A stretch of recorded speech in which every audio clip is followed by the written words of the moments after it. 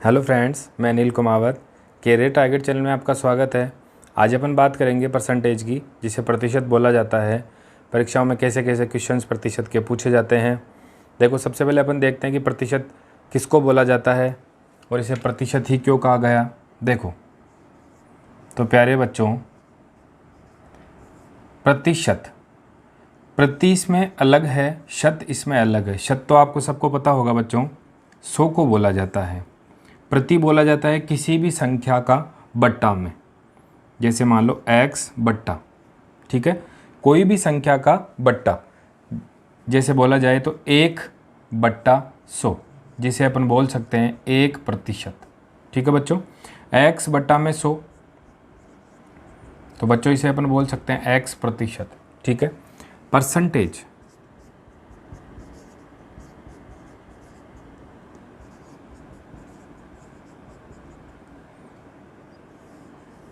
पर जो शब्द है, पर जो शब्द है परसेंटेज, पर जो शब्द है वो प्रति होगा, कोई भी संख्या का बट्टा, और तेज मतलब प्रतिशत, यानी कि बट्टा में 100। किसी भी संख्या के बट्टा में 100 लगाना उस संख्या का प्रतिशत कहलाता है। ठीक है बच्चों, देखो आगे अपन बात करते हैं।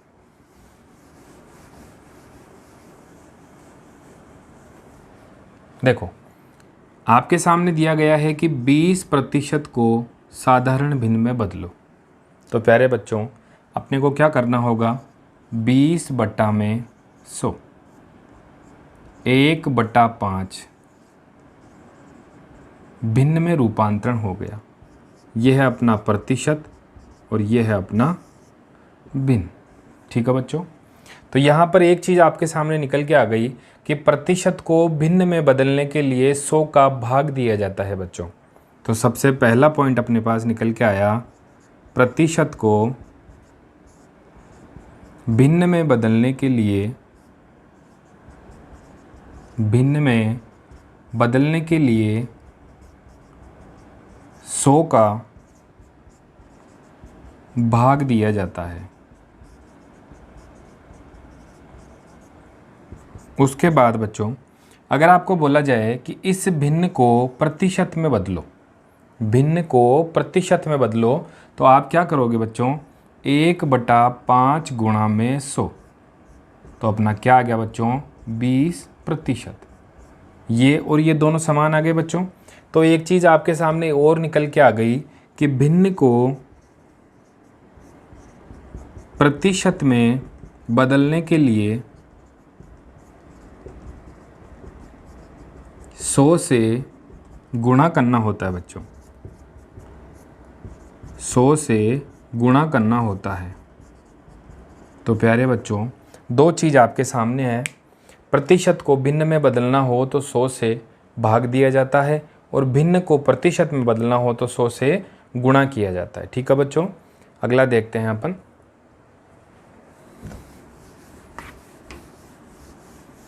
तो प्रतिशत की बात ये हुई कि प्रतिशत किसको बोला जाता है, भिन्न में बदलने के लिए क्या करना होता है, प्रतिशत में बदलने के लिए क्या करना होता है। देखो, हमेशा जो प्रतिशत होगी वो 100% पर निकलेगी। प्रतिशत हमेशा 100 होती है बच्चों। वो कैसे, अगर 1,00,000 रुपए हैं वो भी 100% ही होंगे, अगर 1 रुपया है वो भी 100% होंगे, अगर 0.50 रुपये हैं वो भी 100% है। इस दुनिया में हर चीज़ का हिस्सा 100% का होता है बच्चों। इस मार्कर के लिए अगर मैं बोलूँ कि ये कितना प्रतिशत है, तो ये मेरे लिए 100% है। इसमें से अगर इस केप को हटा लिया जाता है तो कुछ प्रतिशत कम होगा, लेकिन मैंने केप को हटाया तब। ठीक है बच्चों, तो जो भी चीज़ अपने सामने है हमेशा 100% होगी, यानी कि 100% होगी। तो इस चीज़ से एक चीज़ निकल के आती है कि प्रतिशत हमेशा 100 में से निकलता है। ठीक है बच्चों, तो 100% जब होगा तभी प्रतिशत को अपन हल कर पाएंगे। ठीक है, अपन देखते हैं सवाल। देखो, सवाल क्वेश्चंस जो होंगे वो परीक्षाओं में कैसे कैसे आएंगे। ठीक है बच्चों, यहाँ पर बोर्ड की इस स्क्रीन के इधर आपके पास क्वेश्चन चलेंगे बच्चों। और यहाँ पर उनका अपन सॉल्यूशन करेंगे। सबसे पहले अपन बात करें तो प्रतिशत वृद्धि पर आधारित वृद्धि कैसे होगी। 10 रुपये का मैं मार्कर खरीद के लाया और 15 में बेचता हूँ तो कितने प्रतिशत की वृद्धि होती है इसके मूल्य में या क्रय मूल्य में। कमी कैसे होगी, 10 में खरीदा और 8 में बेचा तो कमी हो गई, 10 में खरीदा 12 में बेचा तो वृद्धि हो गई। और दोनों चीज़ें अगर एक साथ करते हैं तो प्रतिशत कमी और वृद्धि एक साथ होती है बच्चों। तो सबसे पहले अपन बात करें तो प्रतिशत वृद्धि पर आधारित प्रतिशत वृद्धि पर आधारित देखो इसमें कैसे कैसे सवाल पूछे जाते हैं। पहले सवाल की मैं बात करूं तो आपके पास पहला सवाल सामने दिख रहा होगा बच्चों। पहले सवाल में आपको बोला है कि राम की आय श्याम की आय से 20% अधिक है। ठीक है बच्चों, 2 लड़के हैं राम और श्याम, राम की आय श्याम की आय से 20% अधिक है। तो प्यारे बच्चों मैंने अभी बताया था कि जिसके बारे में तुलना की गई है वह श्याम 100% होगा बच्चों। ये अगर 100 है तो इससे 20% अधिक है बच्चों। तो ये कितना हो जाएगा प्यारे बच्चों, 120। यहाँ तक किसी को दिक्कत है बच्चों? 100 से 20 अधिक है तो ये 120 हो गया। उसके बाद में बोला है तो बताओ श्याम की आय राम की आय से कितने प्रतिशत कम है। प्रतिशत पूछा है बच्चों। इन दोनों का जो अंतर है उसका प्रतिशत पूछा है। तो अंतर दोनों में कितना है बच्चों, 20 का। ठीक है, और तुलना किससे की जा रही है तो श्याम की आय राम से कितनी कम है बच्चों। तो श्याम की आय राम से, तो तुलना राम से की गई है बच्चों। तो राम का मान कितना है 120, तो 120 गुणा में 100 और अपने पास निकल के आता है बच्चों 16.2/3% कम। ठीक है बच्चों, तो श्याम की जो आय है वह राम से 16.2/3% कम होगी बच्चों। वो कैसे होगी, 20 से इसको काटा 6 बार और 6 से इसको काटा 16.66 बार। ठीक है बच्चों, 16.66 को मैं 16/2/3 भी बोल सकता हूँ बच्चों। ठीक है, अगला देखो, दूसरे सवाल में आपको बोला है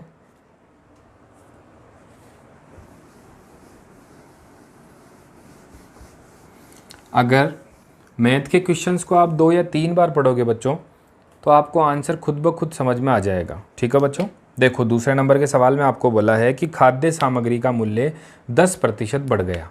देखो पहले मूल्य था और बाद का जो मूल्य है वो 10% बढ़ गया बच्चों।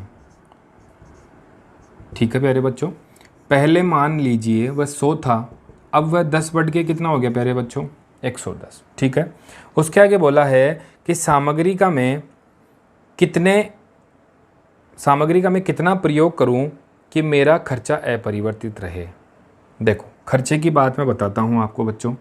जैसे 5 रुपये किलो कोई चीज़ आती थी, अब वह बढ़कर 6 रुपये किलो हो गई बच्चों। माना 30 रुपये की कोई चीज़ थी। ठीक है, 5 रुपये किलो के हिसाब से मैं चीज़ को लाता था तो मेरे पास 6 वस्तुएं आती थी बच्चों। ठीक है, 6 रुपये की वो चीज़ हुई तो 30 रुपये की वस्तुएं मेरे पास 5 वस्तुएं आने लगी बच्चों। तो आपको यहाँ दिख रहा होगा बच्चों, ये तो है वस्तु की बात और ये है मूल्य की बात। तो देखो मूल्य अगर बढ़ता है तो वस्तुएं अपने आप कम हो जाती है बच्चों। मूल्य अगर बढ़ता है तो वस्तुएं अपने आप कम हो जाती है, क्योंकि देखो जब 5 रुपये किलो में मैं लाता था तो मेरे पास कोई वस्तु 6 आती थी। ठीक है, और जब 6 रुपये किलो उसका मान हुआ तो वह वस्तुएं 5 आने लग गई। तो बच्चों ये वस्तुएं 1 कम हो गई। सामान अपन वो का वही ला रहे हैं। अगर 1 केजी चीनी की बात करें, पहले वो चीनी थी 30 रुपये प्रति किलो, अब वो 32 रुपये प्रति किलो हो गई बच्चों। तो 1 किलो की बजाय 30 रुपये में मैं इसको लगभग 950 ग्राम ही ले पाऊंगा। लगभग बताया बच्चों। ठीक है, तो 1 किलो की जगह 950 ग्राम होगा, लेकिन खर्चा अपरिवर्तित रहेगा। 30 रुपये में पहले दे के आता था और 30 रुपये में अब दे के आता हूँ। ठीक है बच्चों, देखो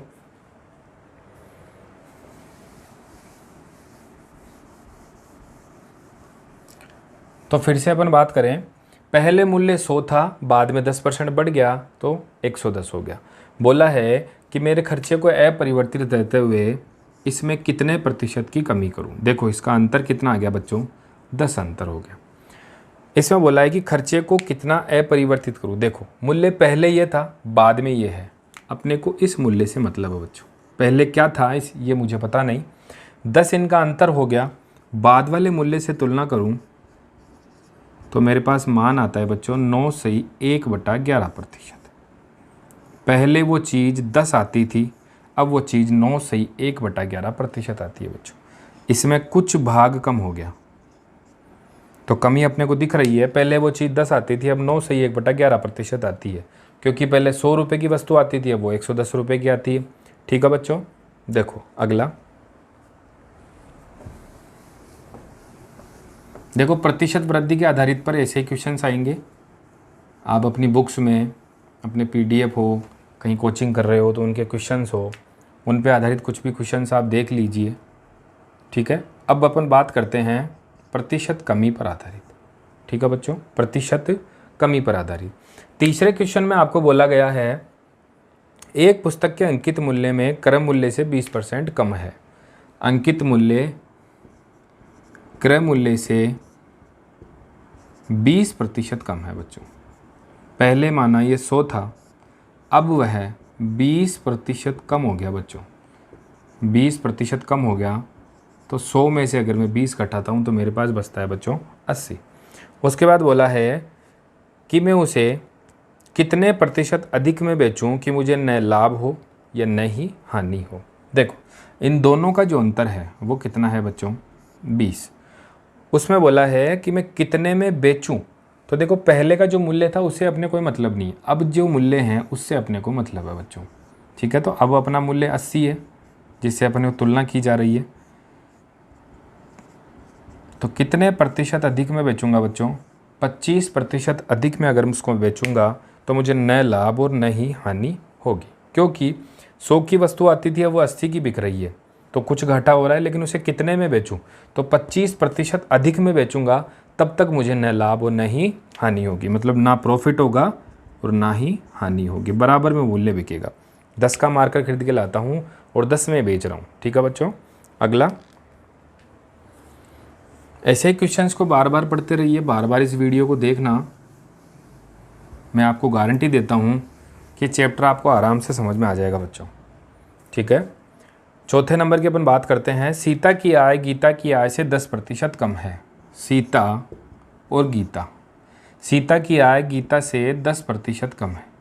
गीता की माना 100 है, ये 10% कम है, तो ये कितनी हो गई बच्चों, 90 हो गई। दोनों का अंतर देखें तो कितना हो गया, 10 हो गया बच्चों।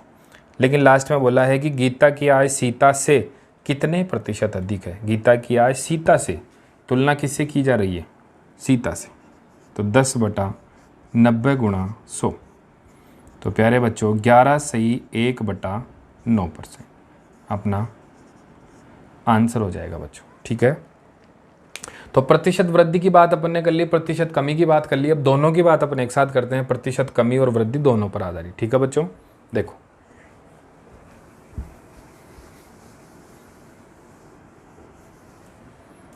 प्रतिशत कमी व वृद्धि पर आधारित। तो प्यारे बच्चों दोनों के सवाल इसमें मिक्स होंगे। ठीक है, सवाल की अपन बात करें तो 5 नंबर के सवाल में आपको दिया है एक व्यक्ति की आय 10% बढ़ी। ठीक है बच्चों, इसमें बोला है कि 10% बढ़ी। मैं ऊपर ले जाता हूँ शिखर पे तो बढ़ रही है, और नीचे लाता हूँ तो घट रही है। 10% बढ़ी, कुछ दिनों के बाद वह 20% और बढ़ गई बच्चों, 20% और बढ़ गई। तो इस प्रकार व्यक्ति की आय में कितने % की वृद्धि हुई, कितने प्रतिशत की वृद्धि हुई। लास्ट में आपको वृद्धि % पूछा है बच्चों।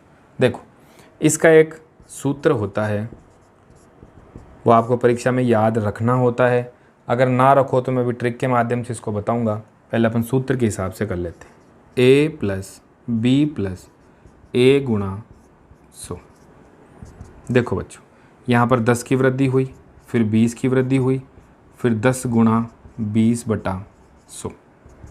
10 और 20 30 हो गए बच्चों। 2 0 से 2 0 काट दी, 2 को 1 से गुणा किया तो 32% की वृद्धि हो गई बच्चों। ठीक है, अगर ये सूत्र आपको याद नहीं है तो इस सवाल को आप नहीं कर सकते हो, ठीक है बच्चों। लेकिन आपको चिंता करने की ज़रूरत नहीं, अपन ट्रिक के माध्यम से इस सवाल को करेंगे। देखो ट्रिक से 10% की वृद्धि हुई, 100 हमेशा प्रतिशत माना जाता है। 10 की वृद्धि हुई तो कितना हो गया बच्चों? 110, ठीक है। 20 की वृद्धि हुई तो कितना हो गया? 120, और बट्टा में 100। दोनों जीरो से मैंने 2 इंच काट दी, मेरे पास आ गया 132। बट्टा में 100 था इसलिए यहाँ पर प्रतिशत लगा सकता हूँ। 132% की वृद्धि हुई, लेकिन मैंने आपको बताया था कि 100 तक कोई वृद्धि नहीं होती, 100 के ऊपर जो होगा वो वृद्धि होगी। तो वृद्धि कितने की होगी बच्चों? 32% की। तो जहाँ तक मेरा देखने का नज़रिया है, इस सवाल को अगर आप ट्रिक से करोगे तो शायद आपको 10 से 15 सेकंड में ये सवाल हो जाएगा, ठीक है बच्चों। अगला देखो,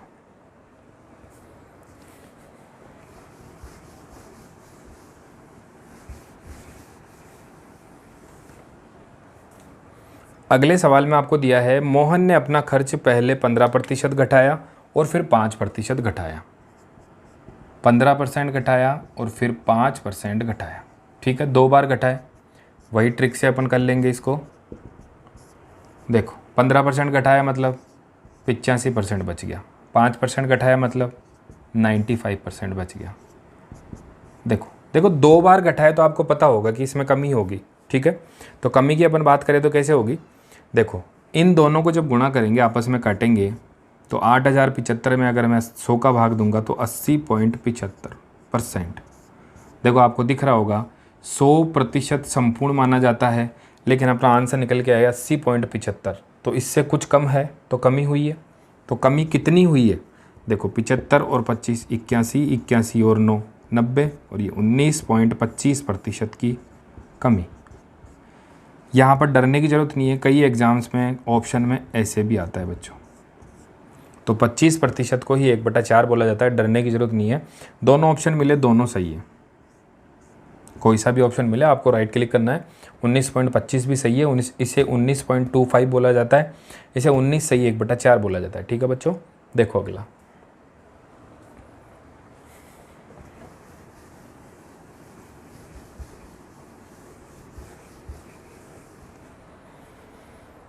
हाँ तो बच्चों 7 नंबर क्वेश्चन की अपन बात करें तो एक कारखाने के उत्पादन में पहले 25% की वृद्धि होती है और कुछ दिनों के बाद 15% की कमी होती है। देखो इसमें अलग अलग हो रहा है बच्चों, 25% की वृद्धि हो रही है और 15% की कमी हो रही है बच्चों, ठीक है।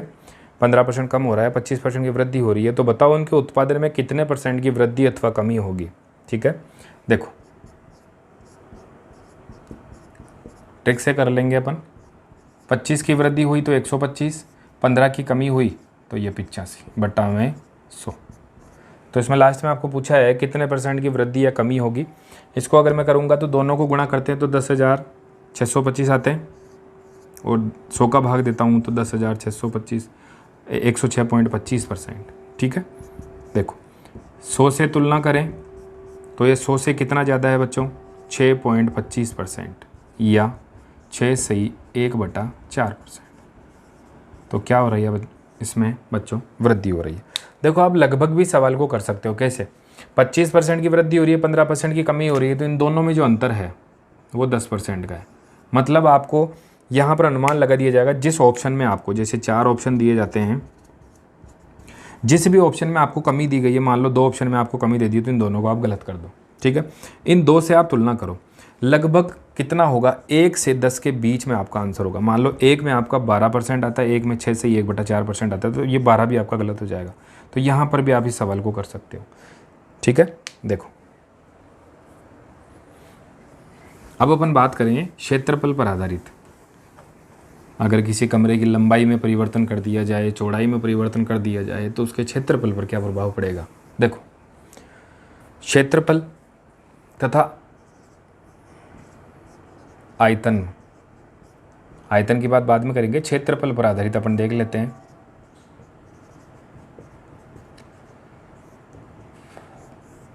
देखो बच्चों 8 नंबर के सवाल में आपको बोला है कि आयताकार खेत की लंबाई 20% बढ़ाई गई तथा चौड़ाई 10% घटा दी गई। 20% तो लंबाई बढ़ाई गई बच्चों, और 10% इसकी चौड़ाई घटाई गई।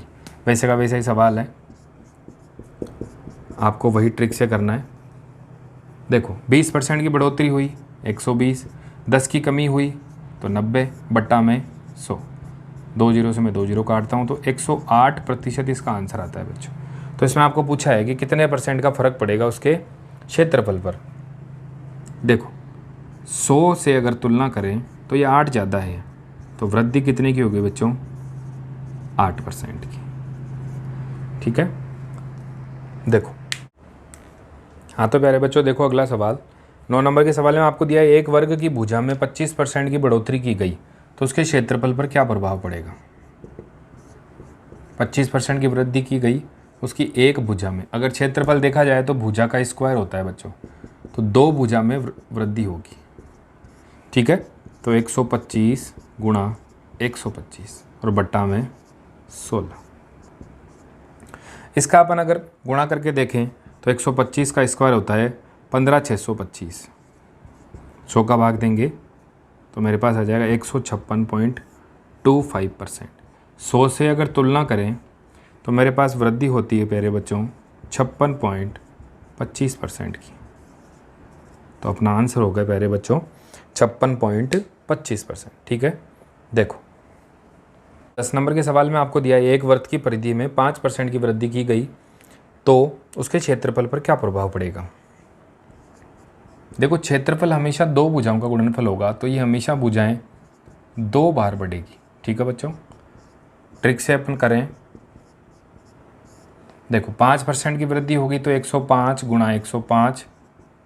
आपको उसमें पूछा है कि उसके क्षेत्रफल पर क्या प्रभाव पड़ेगा। देखो दोनों को अगर गुणा करते हैं तो 110.25% आपके पास आंसर आता है। 100 से अगर तुलना करें तो इसमें वृद्धि हो गई बच्चों 10.25% या 10 सही 1/4%। यह आपके सामने वृद्धि है। 100 से ऊपर हो तो वृद्धि है, 100 से नीचे हो तो कमी है। ठीक है बच्चों, टेंशन लेने की इसमें ज़रूरत नहीं है। देखो अब अपन बात करेंगे आयतन पर आधारित। क्षेत्रफल की बात हो गई, अब अपन बात करते हैं आयतन। आयतन हमेशा 3 भुजाओं का गुणनफल होता है बच्चों। ठीक है, देखो सवाल दिया आपको 11 नंबर में एक गोले के व्यास में 10% की कमी की गई तो उसके क्षेत्रफल पर उसके आयतन पर क्या प्रभाव पड़ेगा? 10% की कमी की गई बच्चों। आयतन हमेशा 3 भुजाओं का गुणनफल होता है, तो भुजाएं 3 बार होगी, जिसे पाई आर क्यूब बोला जाता है। तो 90 की कमी 10 की कमी हो गई तो 90 बच गया, 90 बटा में 100, 90 बटा में 100 और गुणा में 90। ठीक है बच्चों, देखो अगर इसको मैं करता हूँ 2 जीरो से मैं 2 जीरो काटता हूँ, 1 जीरो से 1, 729 मतलब 72.9%। 100 से अगर मैं इसकी तुलना करूँ तो कमी हो रही है बच्चों। 100 से कितना कम होगा ये देखते हैं। ये हो गया आपका 73, 73 और 7 80, 80 और ये कितना हो गया 27.1% की कमी। ये आपका आंसर हो गया बच्चों।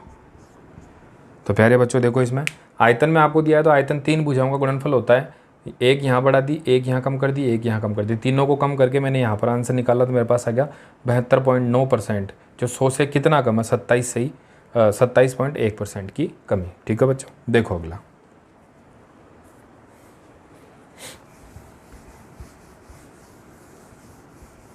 आराम से वीडियो को देखते रहो, एक एक सवाल समझते रहो, आराम से समझ में आ जाएगा बच्चों।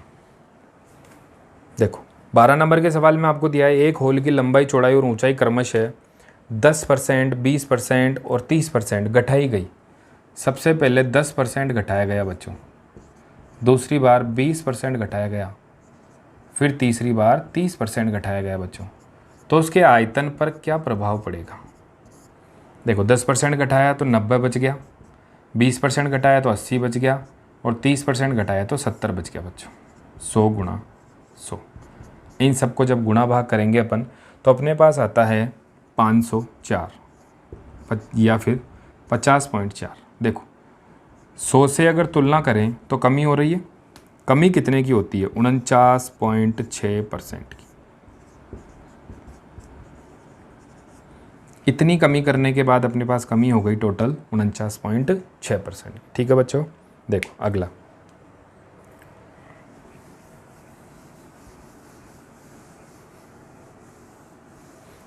अब अपन बात करेंगे आय और खर्च पर आधारित, कितना कमाता है और कितना खर्च करता है। ठीक है बच्चों, देखो आय और खर्च पर आधारित, आय व खर्च पर आधारित।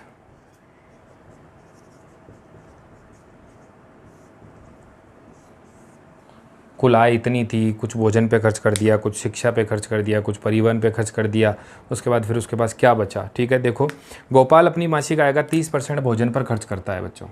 देखो अपन पहले बेसिक से देखते हैं, फिर ट्रिक से बताऊंगा। 30% तो भोजन पर खर्च करता है बच्चों। 30% खर्च करने के बाद यहाँ पर उसके पास 70% बचता है। ठीक है बच्चों, 70% बचता है, लेकिन उसमें आगे लिखा है शेष का 40% परिवहन पर खर्च करता है। जो शेष बचा है उसका 40% परिवहन पर खर्च करता है। देखो इसका 40% जो होगा वो 28% होगा। 28% परिवहन पर खर्च करता है। 30 और 28 58% तो उसने खर्च कर दिए। उसके बाद में उसके पास बचा 42%। अब ये शेष बचा है बच्चों। ठीक है, शेष बचा है, उसका 50% वह बचाने में काम में लेता है, यानी कि बचत करता है। तो 42 का 50% हो गया आपके पास 21%। ये उसकी बचत हो गई बच्चों। ठीक है, उसके पास कुल मासिक आय 18,400 रुपये हैं, तो वो प्रति माह कितने रुपए बचाता है। देखो 100% उसके पास 18,400 है। पूछा है कि उसकी बचत कितनी है, तो 21% आपको ज्ञात करना है।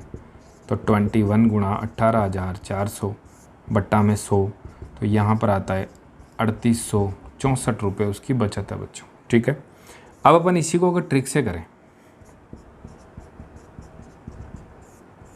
तो मैं गारंटी देता हूँ 15 सेकंड में आपका ये सवाल हो जाएगा। ठीक है, देखो इसमें अगर आपने शेष का नहीं किया तो गलत हो जाएगा, क्योंकि अगर 30 के बाद में 40% कर दिया यहाँ तो गलत हो जाएगा। तो देखो ट्रिक के माध्यम से सबसे पहले 30% भोजन पर खर्च करता है, बचता कितना उसके पास 70%।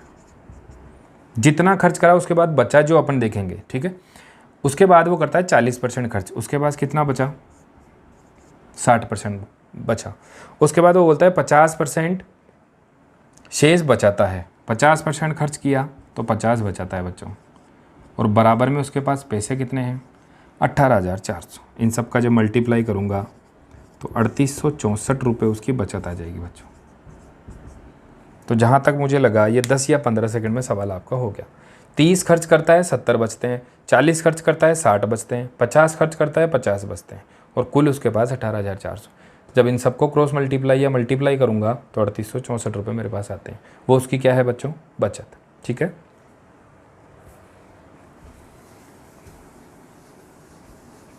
तो ट्रिक से करोगे तो 10 या 15 सेकंड में सवाल हो जाएंगे। बाकी आपको बेसिक आना भी ज़रूरी है बच्चों।